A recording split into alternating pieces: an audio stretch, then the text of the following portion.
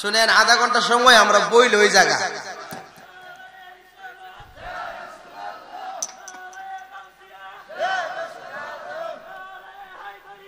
ইয়ালি ইয়ালি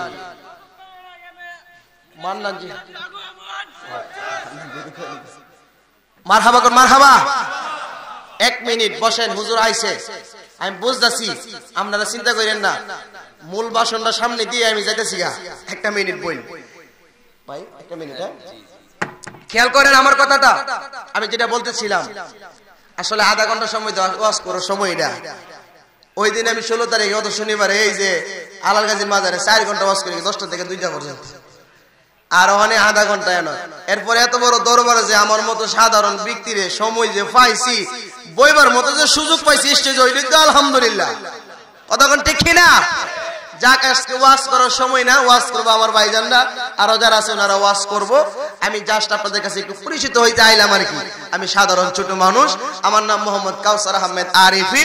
ইউটিউবে আমার নাম লিখলে অনেক আলোচনা পাবেন ইনশাল্লাহ। যদি আবার মালিক কোনোদিন কোন জায়গায় সময় সুযোগ করে দেয়, ইনশাল্লাহ বিস্তারিত সব বলবো। এই মনের মধ্যে অনেক ব্যথা, সারা অঙ্গে ব্যথা, অশুদ্ধি মুক্তা, কথা কোন ঠিক কিনা? আমরা অনেক পিছিয়ে আছি সুন্নি মুসলমান। সাবধান হয়ে যান, এখনো সতর্ক হয়ে যান।